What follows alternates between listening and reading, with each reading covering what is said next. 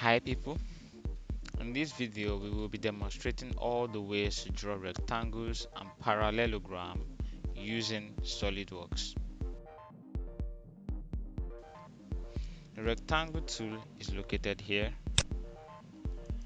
and is also self-explanatory like the circle tool, where the icon provides hints on how the tools work.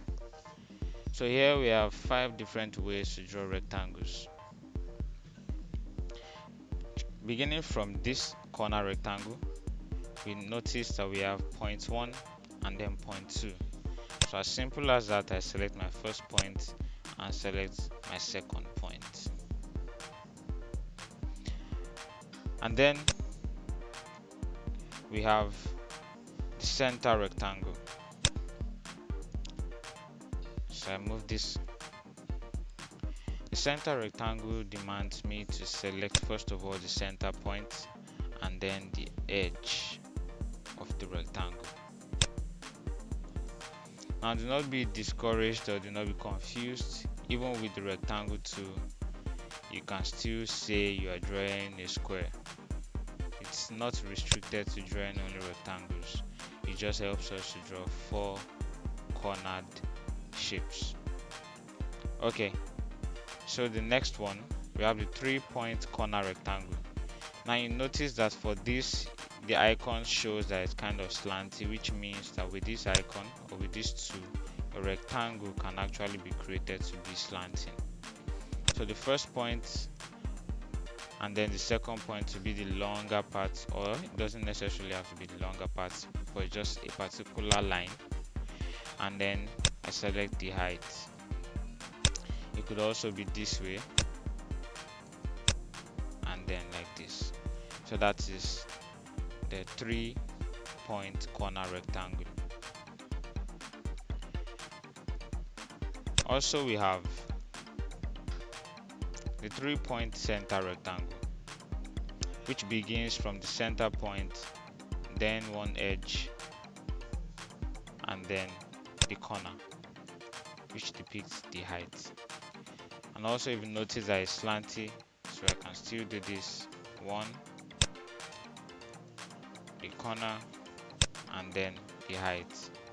Just take note that the icons here will be there to guide you at every point in time when you need to use these tools. And lastly, we have the parallelogram. So the parallelogram also gives us the opportunity to use 3 points. I select the first. It could also be slanty. Second, and you notice now I can move sideways and rescue this rectangle from being a 90-degree shape. So I select a point here, and so that's the parallelogram. Okay, so I want you to note that it is not absolutely necessary to use this method when drawing your parallelogram. But if you have already drawn a rectangle and you have gone far with it in your design, and suddenly you discover that there is a need for it to be changed into a parallelogram, you don't have to delete the rectangle sketch and draw afresh a parallelogram. All you need to do is to edit the rectangle already drawn. The only difference between a rectangle and a parallelogram is the angle. So what do? We know that this is vertical, so deleting this vertical, coming to this line also, deleting this vertical relation has already made it possible for us to make this a parallelogram. So if I go to Smart Dimensions, instead of this being a 90-degree, I change the angle between these two lines to be, let's say, 75.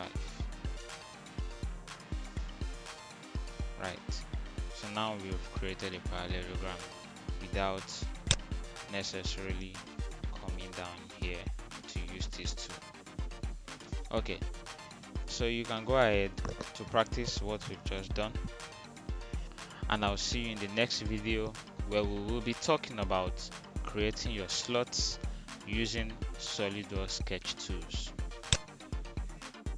And if you have questions, comments, or complaints, please drop them at the comment section. I would endeavor to attend to them.